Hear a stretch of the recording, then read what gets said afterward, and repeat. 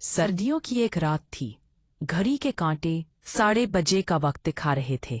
मैं train station पर पहुंच चुका था।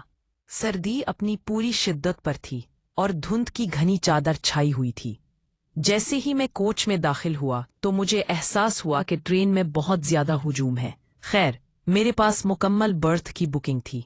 मैं रश को चीरते हुए जब अपनी बर्थ तक पहुंचा तो वहां पहले से ही कोई खानदान बैठा हुआ था। एक दरमियानी उम्र की खातून, साथ में 2 नौजवान लड़कियां और एक छोटा लड़का जिसकी उम्र शायद 8 या 9 साल होगी। मैंने खातून से कहा, आंटी, मेरी सीट खाली कर दे है ये मैंने ये बुक करवा ली है। वो कहने लगा, बेटा, मैं जवान लड़कियों को लेकर कहाँ बैठूं? गाड़ी में तो पाँव रखने की जगह भी नहीं है। दोनों लड़कियां, जो शायद इस खातून की बेटियां थीं, उम्मीद भरी नजरों से मुझे देख रही थीं। है, मेरे दिल में हमेशा की तरह रहम आ गया और मैं उनके और छोटे भाई के साथ सड़क पर बैठ गया। गाड़ी चल पड़ी और रफ्तार पकड़ने लगी। साथ ही सर्दी ने बदन को टकराना शुरू कर दिया। मैंने बैग खोला और गर्म चादर निकालकर बदन पर डाल ली और अपने मोबाइल में गुम हो गया। मुझे बार बार ऐसा महसूस हो रहा था कि एक लड़की मेरे चेहरे को बार बार देख रही थी, लेकिन मेरी हिम्मत नहीं हो रही थी कि गर्दन मोड़कर उसकी तरफ देखूं। मैं तो ये सोचकर परेशान हो रहा था कि इतना लंबा सफर बैठकर कैसे कटेगा। थोड़ी देर बाद उस खातून ने दोनों बर्तनों के दरमियान फर्श पर कपड़ा बिछाया और लेटकर कंबल ओढ़ लिया, और छोटा लड़का भी उस खातून के साथ ही लेटकर सो गया।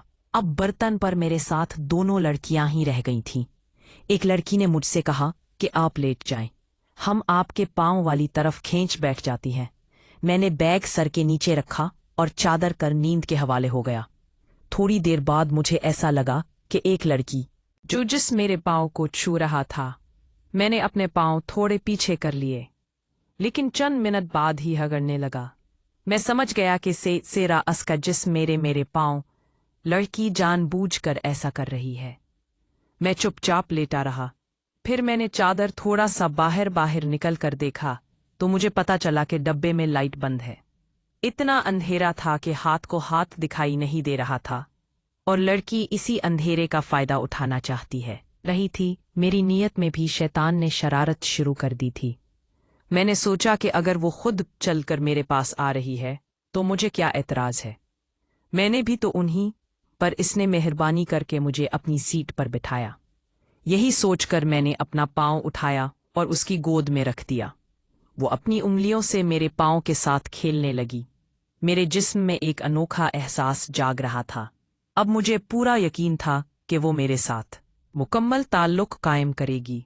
कुछ देर गुजरने के बाद मैंने उसे बाजू से पकड़कर खींचा और अपने ऊपर गिरा दिया, और वो भी इसी इंतजार में थी। मेरे साथ लेटकर वो बड़ी खुशी से बातें करती रही। उसका नाम जरीना था।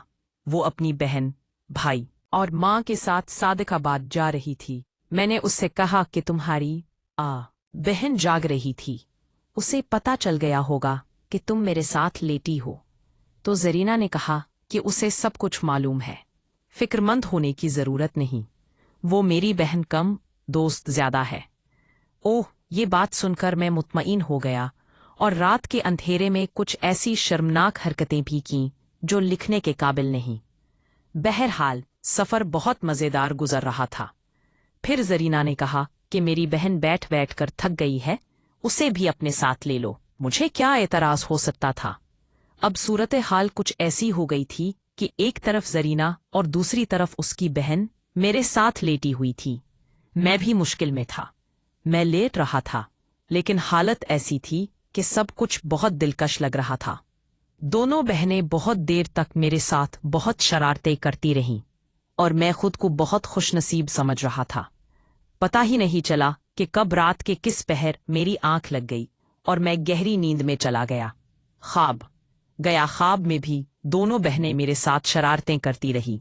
कभी मेरी पीठ की जेब में हाथ डाल देती और कभी मुझे चुटकियां बजाने लगती। यूं ही सफर गुजरता रहा, और जब सुबह दिन की रोशनी में मेरी आंख हेली तो ट्रेन अपने मकसद के स्टेशन पर पहुंच चली थी, और मैं आंखें रगड़ता हुआ उठ बैठा। وہ سارا خاندان اپنے مطلوبہ اسٹیشن پر کسی نہ کسی جگہ پہلے ہی اتر چکا تھا۔ رات والی باتیں سوچ کر میرے ہونٹوں پر مسکراہٹ آ گئی۔ مجھے جریانہ اور اس کی بہن یاد آ گئی، جنہوں نے میری سفر کو خوشگوار بنا دیا تھا۔ وقت دیکھنے کے لیے میں نے جیب میں ہاتھ ڈالا اور موبائل نکالنے کی کوشش کی تو جیب خالی تھی۔ فوراً دوسری جیب میں ہاتھ ڈالا، وہ بھی خالی۔ میرا دل بیٹھ گیا۔ میں جلدی سے اٹھا اور بیٹھ گیا۔ پھر اپنی چادر اٹھا کر دیکھا، مگر موبائل نہیں ملا۔